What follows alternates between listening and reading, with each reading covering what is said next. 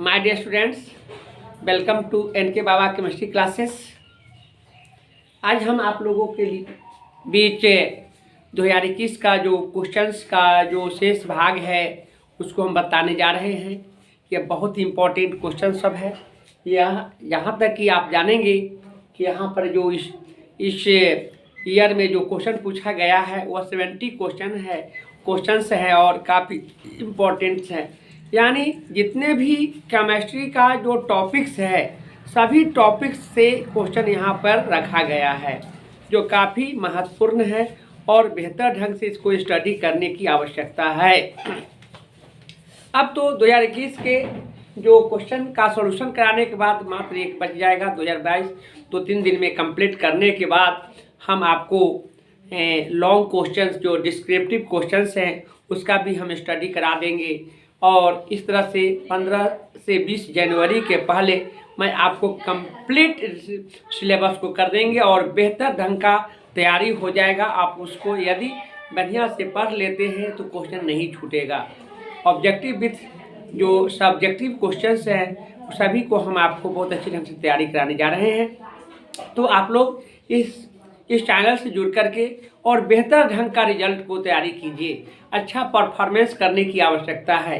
कम समय में अच्छा रिजल्ट लाने के लिए इससे अच्छा कोई उपाय नहीं है और आप लोग इससे जुड़ करके मन लगा करके पढ़िए। आज साल का अंतिम दिन है तो और आने वाले नए साल जो होंगे आप लोगों को बहुत अच्छे ढंग का होना चाहिए, बहुत खुशियों का दिन होना चाहिए। इसलिए कि आप लोगों का रिजल्ट का परिणाम और एग्जामिनेशन दोनों 2023 में ही होंगे। तो इसकी तैयारी भले ही भरपूर किए हैं आप लोगों ने 22 में, लेकिन एग्जामिनेशन का परिणाम जो है और एग्जामिनेशन 23 में है तो उसके भी हम आप लोगों को हार्दिक शुभकामना देते हैं। और साथ ही साथ यह जो 2022 का जो विदाई है वह वर्ष का अंतिम दिन है, इसको भी हम लोग अच्छे ढंग से इसको विदाई दें और आने वाले नए वर्ष का भी बहुत अच्छे ढंग का तैयारी में लग जाना है। तो इस तरह से आपको दो बातों को ध्यान में रखना है।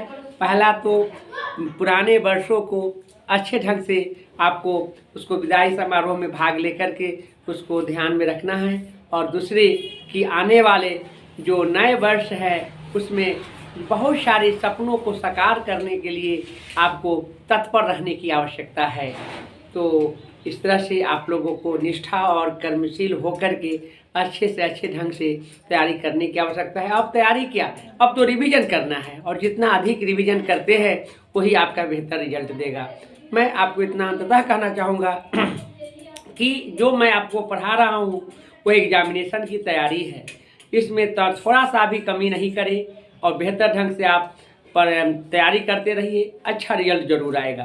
तो आइए अब हम देखते हैं 2021 का जो लास्ट क्वेश्चन है कुछ उसको हम एक्सप्लेन करा रहे हैं। और वह है क्वेश्चन कि which of the following compound is soluble in water. देखिए आप कैसे जानेंगे कि कोई कंपाउंड वाटर सॉल्युबल है, सब के सब ऑर्गेनिक कंपाउंड्स है और कैसे आप उसको आइडेंटिफाई करेंगे। रटने से काम नहीं चलेगा, यहाँ आपको जानना है।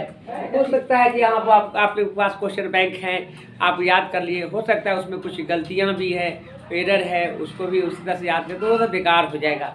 आपको हम बिल्कुल शुरू से अंत तक ही पढ़ाते रहे हैं। ईच क्वेश्चंस जो भी हैं उसके लॉजिकली उसको हम आपको तैयारी कराए हैं कंसेप्ट के रूप में। तो यहाँ इस तरह के क्वेश्चन को आप कैसे सही बनाएंगे, कैसे करेक्ट आंसर देंगे, तो एक चीज़ जानिएगा, कोई भी कंपाउंड्स होंगे वह सॉल्युबिलिटी की बात करते हैं तो आयनिक कंपाउंड वाटर में सॉल्युबल होता है। लेकिन आपको आयनिक कंपाउंड्स नहीं या ऑर्गेनिक कंपाउंड्स हैं तो ऑर्गेनिक कंपाउंड्स को सॉल्युबिलिटी जानने का एक ही उपाय है कि वह होगा हाइड्रोजन बॉन्ड। हाइड्रोजन बॉन्ड जब किसी भी कंपाउंड्स में अवेलेबल है तो वह आपको हाइड्रोजन बॉन्ड बनाए के कारण वो वाटर सॉल्युबल होगा और जिसमें हाइड्रोजन बॉन्ड नहीं होगा वो वाटर इनसॉल्युबल होगा। तो कैसे जानेंगे कि वो हाइड्रोजन बॉन्ड है, तो आप यहाँ जानेंगे कि हाइड्रोजन के साथ 3 एलिमेंट कौन कौन, फ्लोरीन, ऑक्सीजन और नाइट्रोजन। यह रहे तो जानिए कि उसमें हाइड्रोजन बॉन्ड है, और हाइड्रोजन बॉन्ड है तो वह वाटर सॉल्युबल है। हम आपको डिटेल पढ़ाए हैं, चैनल पर देखिएगा। सॉलिड स्टेट की बात कर रहा हूँ, उसमें किस में हाइड्रोजन बॉन्ड है, किस में नहीं है, सारी चीज़ों को हमने क्लियर कर दिया है। या ऑर्गेनिक केमिस्ट्री में भी हमने वहाँ पर इसकी चर्चा की है क्या। और ऑर्गेनिक कंपाउंड सॉल्युबिलिटी से क्वेश्चन 2021 का क्वेश्चन है, समझ सकते हैं कि आपको जानने की आवश्यकता कितनी है। तो आप देखिए, एच के साथ एफ रहेगा तो जाने कि हाइड्रोजन बॉन्ड है, एच के साथ ओ रहेगा तो हाइड्रोजन बॉन्ड है, एच के साथ एन रहेगा तो हाइड्रोजन बॉन्ड है। ये तीनों में से कोई ना रहेगा तो यानी कि उसमें हाइड्रोजन बॉन्ड नहीं है। और हाइड्रोजन बॉन्ड नहीं है तो इनसॉल्युबल होगा, और हाइड्रोजन बॉन्ड होगा तो सॉल्युबल होगा। यानी आपको सॉल्युबिलिटी के लिए देखिए, इसमें हाइड्रोजन साथ क्या है, क्लोरीन है, ये सॉल्युबल नहीं होगा। यहाँ देखना है कि कार्बन के साथ क्या है, कार्बन के साथ ऑक्सीजन सॉल्युबल नहीं होता। यहाँ पर H पहले नहीं होता है, लेकिन यहाँ दे दिया गया है H5C2 होगा, क्योंकि कार्बन का चेन बनता है, हाइड्रोजन का चेन नहीं बनता है। तो यानी यहाँ भी इनसॉल्युबल ही होंगे। यहाँ कार्बन के साथ क्या, क्लोरीन है, इनसॉल्युबल होगा। यहाँ देखिए हाइड्रोजन के साथ क्या है, ऑक्सीजन। ये इधर से भी देखिए हाइड्रोजन के साथ क्या है, ऑक्सीजन। यानी लगले होना चाहिए कार्बन के साथ तीनों में से कोई, ऑक्सीजन हो या नाइट्रोजन हो या फ्लोरीन हो, तभी उसमें ऑक्सीजन बॉन्ड हाइड्रोजन बॉन्ड होगा। हाइड्रोजन बॉन्ड है तो वाटर सॉल्युबल है, यानी यही सॉल्युबल होगा। यह काफ़ी इंपॉर्टेंट है। एल्कोहल है और इथेनॉल है, यह वाटर सॉल्युबल होते हैं। चीनी है, शुगर है, आपको क्या कहे, आपको एमीन ग्रुप का हो, एल्कोहल ग्रुप का हो, आपको एल्डिहाइड ग्रुप का हो, कार्बोक्सिलिक ग्रुप का हो, सभी में आपको हाइड्रोजन बॉन्ड होंगे, क्योंकि सभी में हाइड्रोजन बॉन्ड है, इसलिए कि हाइड्रोजन के साथ क्या है, ऑक्सीजन है।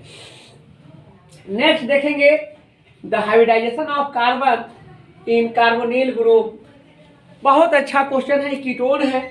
आप जानेंगे कि कार्बन और ऑक्सीजन डबल बॉन्ड है, और डबल बॉन्ड में होने के कारण वहाँ पर sp2 हाइब्रिडाइजेशन होंगे। कार्बन कार्बन सिंगल बॉन्ड या कार्बन विथ यानी single bond between two atoms, sp3 single bond between double bond, double bond between two atoms sp2, और जानेंगे triple bond between two atom sp।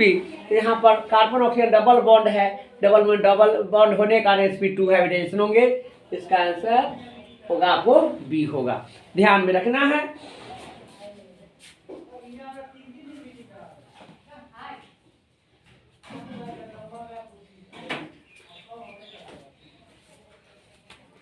तो इस तरह से आपको क्या होगा, sp2 होंगे। Next, formaldehyde on heating with NaOH solution give. Formaldehyde को जब हीट करते हैं तो यह बनाता है मेथाइल अल्कोहल। फॉर्मल्डिहाइड HCHO और HCHO में अब सोडियम हाइड्रोक्साइड के साथ मिला के गर्म करते हैं तो वहाँ पर आपको बनाएगा कौन चीज, तो बनाएंगे मेथाइल अल्कोहल। काफ़ी इंपॉर्टेंट क्वेश्चन है, ध्यान में रखेंगे। नेक्स्ट है the product of reduction of C6H5 benzene diazonium chloride. Benzene diazonium chloride C6H5N2Cl भी लिख सकते थे। नाइट्रोजन डबल बॉन्ड है, ट्रिपल बॉन्ड होता था, यहाँ प्लस करिए डबल बॉन्ड हो गया, इस तरह से है। और यह हाइड्रोनियम आयन के प्रेजेंस में यह देता है आपको, यह फिनॉल देता है। यह क्या देंगे, फिनॉल। यानी यह आपको काफ़ी इंपॉर्टेंट है, यह एमीन चैप्टर से लिया गया है और वहाँ पर ऐसा यह इक्वेशन दिया हुआ है।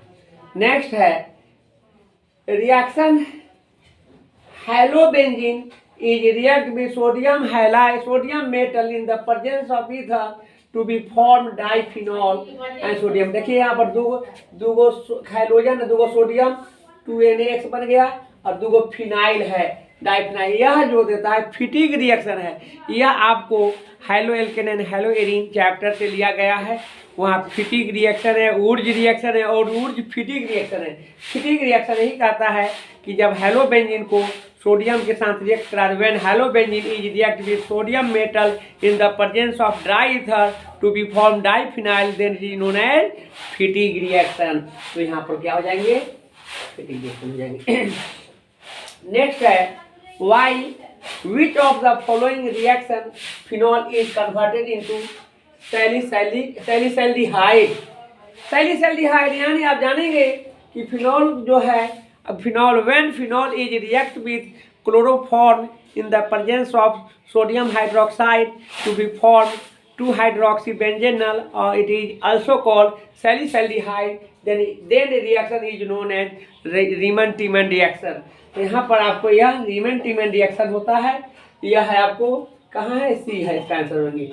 इटार्ड रिएक्शन नहीं होंगे, कोलबेस से होते हैं, सैलिसिलिक एसिड बनता है या सैलिसाइल्डिहाइड बनाया, किनारोज में फॉर्मल्डिहाइड बनता है, तो इस तरह पे मेथेनॉल बनता है। तो इस तरह से आपको Riemann-Tiemann रिएक्शन होंगे। नेक्स्ट है primary amine is detected by, very good question, काफी इंपॉर्टेंट क्वेश्चन है। और यह डिटेक्ट किसके द्वारा होता है, तो क्लोरोफॉर्म प्लस पोटेशियम हाइड्रोक्साइड, इसका आंसर बी होगा, याद रखेंगे। नेक्स्ट है ascorbic acid is ascorbic acid is तो एस्कॉर्बिक एसिड इज विटामिन या विटामिन सी होते हैं। Deficiency of vitamin C is known as ascorbic acid या साइट्रिक एसिड, साइट्रस होते हैं या विटामिन सी होते हैं, यानी इसका क्या हो जाएंगे, एस्कॉर्बिक एसिड एक क्या होंगे, विटामिन हो जाएंगे, एंजाइम नहीं होंगे, प्रोटीन नहीं होंगे, ये तो नहीं होंगे। नेक्स्ट है substance which lowers the body temperature, body के टेम्परेचर को लो करने वाले सब्सटेंस को क्या कहते हैं, इज नोन एज एंटीपायरेटिक कहते हैं। बॉडी के टेम्परेचर को लो करने वाले सब्सटेंस को एंटीपायरेटिक कहते हैं। यह एंटीपायरेटिक है, एंटी एनाल्जेसिक होते हैं, पेन किलर मेडिसिन होते हैं, और एंटीबायोटिक्स जो होते हैं वह होते हैं आपको रिलीफ देता है, कोई भी डिजीज हो उसको यूज करने से रिलीफ बॉडी में मिलता है, तो वह नहीं होंगे और ऑल भी नहीं होगा, यानी क्या होगा, ये हो जाएंगे एंटीपायरेटिक हो जाएंगे। बेहतर क्वेश्चन है, बहुत अच्छा क्वेश्चन है, ध्यान में रखेंगे। नेक्स्ट है when as electron occupy the empty space of negatively charged ion, the defect is in crystal is, यह होगा आपको सॉलिड स्टेट से लिया गया है, सॉलिड एफ सेंटर होगा, unpaired electron occupied by the crystal sites is known as F center, यानी आप जानेंगे कि एफ सेंटर यह है जो अनपेयर्ड इलेक्ट्रॉन के द्वारा वो ऑक्युपाइड होते हैं, उसका जो वैकेंट स्पेस होते हैं, वैकेंट पार्ट होते हैं, उसी वैकेंट को हम एफ सेंटर के नाम से जानते हैं, और वह कलर्ड होता है, क्या होता है, कलर आपको देता है, इसका हो जाएंगे सी। इस प्रकार से हमने कुछ इंपॉर्टेंट क्वेश्चन को हम रेगुलरली पढ़ा रहे हैं, आपको इसको पढ़ने की आवश्यकता है, और नेक्स्ट क्वेश्चन अभी हम फिर बतलाएंगे।